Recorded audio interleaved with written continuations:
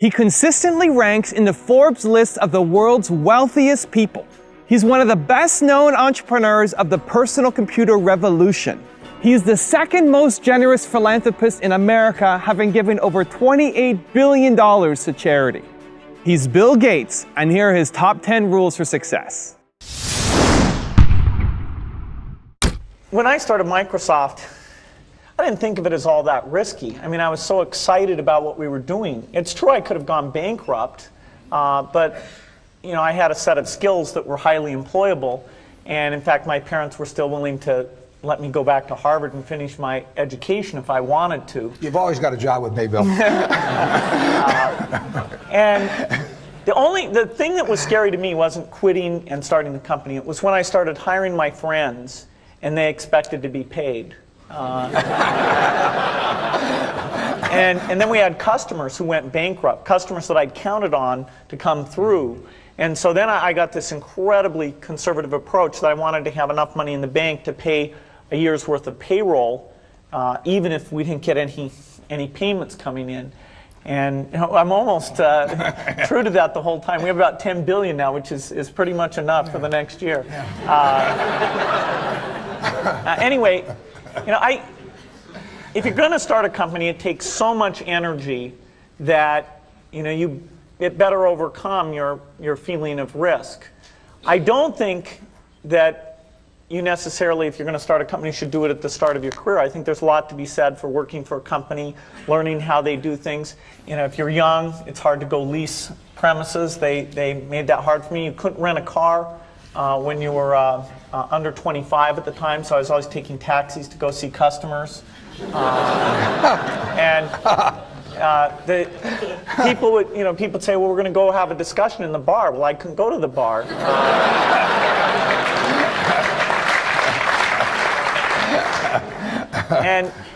But you know, that's fun, because I'll tell you, when people are first skeptical and they think, oh, this kid doesn't know anything, then when you show them you've really got a good product and you know something, they actually tend to go overboard and they think, whoa, you know, they know a lot.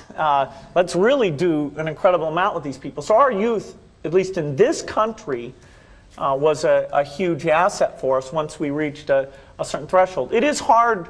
It's hard to hire older people because they'll be a little bit conservative about whether they should come and take the risk. And it took 3 or 4 years before we could go out into the normal sort of employment pool. But those problems that come with starting a firm, you better think of those as part of the pleasure, part of the challenge that is part of the excitement.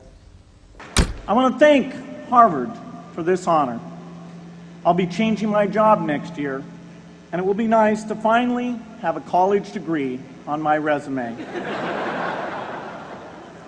I applaud the graduates for taking a much more direct route to your degrees. For my part, I'm just happy that the Crimson called me Harvard's most successful dropout. I guess that makes me valedictorian of my own special class. I did the best of everyone who failed. But I also want to be recognized as the guy who got Steve Ballmer to drop out of business school.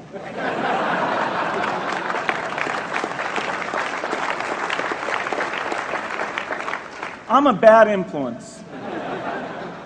That's why I was invited to speak at your graduation. If I'd spoken at your orientation, fewer of you might be here today. I'm in meetings a lot. My calendar gets very full with those, and then at night, after the kids have gone to bed, I'm on email a great deal. I get messages during the day. That's my chance to give long responses. And then over the weekend, I send a lot of mail as well. I take 2 weeks a year to just go off and read and think, where I'm not interrupted by work or anything else. I'm just solidly trying to think about the future, and people get to send me things to read as part of that so-called Think Week. So it's a nice mix of things. About 25% of the time that I'm out traveling around, meeting with customers, Europe, Asia, and that sort of helps me think, okay, do we have the right priorities? What are people responding well to, and what would they they like to see us do better. Hello, I'm Bill Gates, Chairman of Microsoft. In this video, you're going to see the future, Windows. Microsoft first came up with the Windows concept back in 1983. And today, the leading software users have switched into the Windows environment. It's really incredible how quickly our powerful applications like Word and Excel and PowerPoint have been adopted. It's not just Microsoft applications. Even companies like WordPerfect and Lotus have now come out with Windows applications. And every week we see new innovative work. It's really attracting all the innovation in the industry. We predicted this a long time ago, and now it's the future. The key point there is you've got to enjoy what you do every day. And for me, that's working with very smart people. It's working on new problems. You know, every time we think, hey, we've had a little bit of success, we're pretty careful not to dwell on it too much because the bar gets raised. I love bridge. Bridge helps you think. It's a game you can play your entire life and keep getting better and better. I think anybody who's good at bridge is going to be great at a lot of things.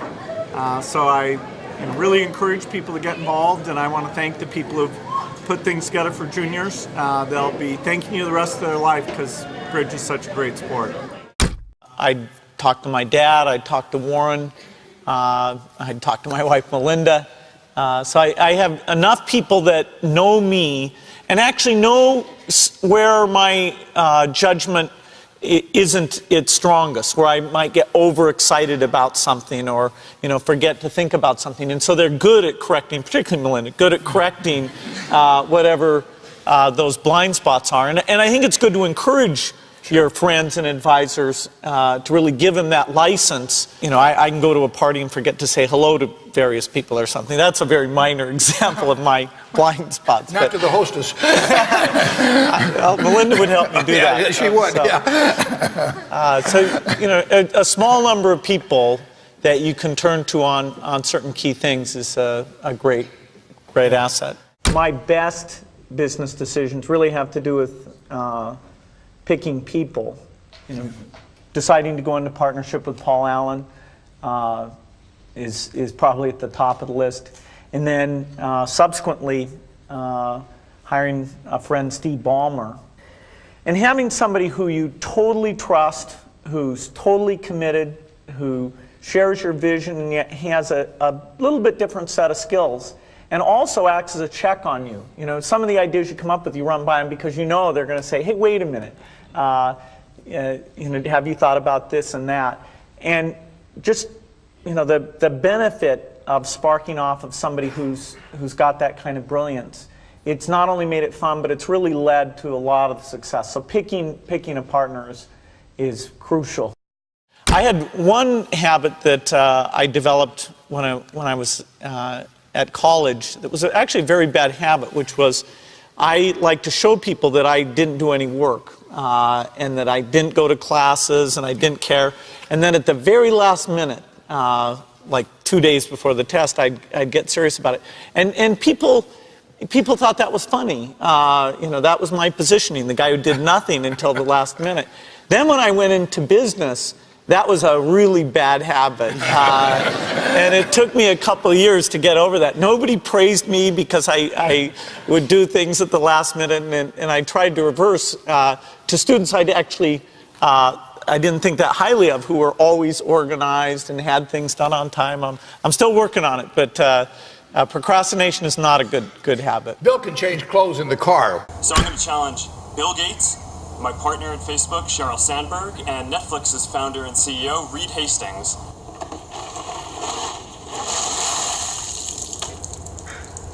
I'm glad to give to ALS. It's a great cause, but I want to accept this challenge. I want to do it better than it's been done. Been working on this, got this design. There we go. Yeah. It's going to be great.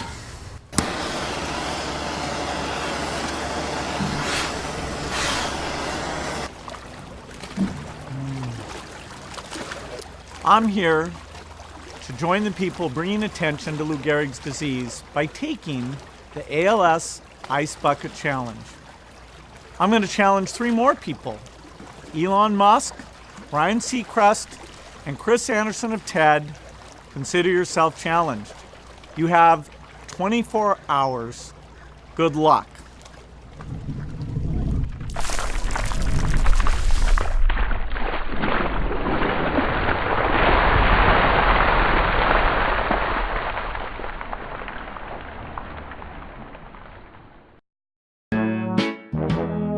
People, let me tell you about my best friend. He's a warm-hearted person who loved me till the end. Now, people, let me tell you about my best friend. He's a one-boy, cuddly toy, my up, my down, my pride and joy. People, let me tell you about him. It's so much fun, whether we're walking man to man or whether we're walking sun to sun, 'cause he's my best friend. Yeah, he's my best friend. La la, ba da da da ya, ba da da ya, ba da da ya. Is it true that you can leap over a chair from a standing position? It depends on the size of the chair. I'll cheat a little bit. Yes!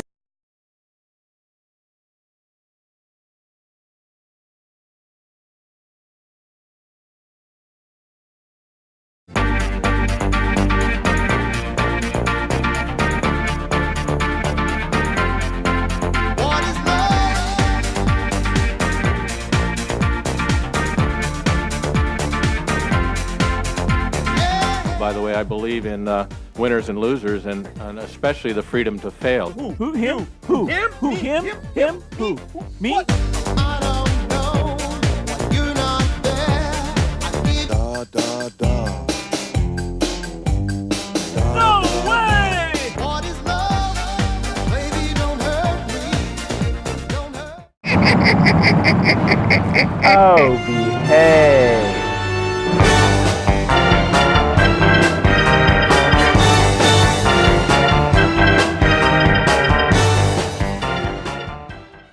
Thank you so much for watching. I made this video because a bunch of you guys were asking me to. So if there's a famous entrepreneur that you want me to profile next, leave it in the comments below and I'll see what I can do. I'm also curious to know what you think of Bill Gates as an entrepreneur and which of the 10 rules most resonates with you. Leave it below in the comments and I'm going to join in the discussion. Thank you so much for watching. Continue to believe and I'll see you soon.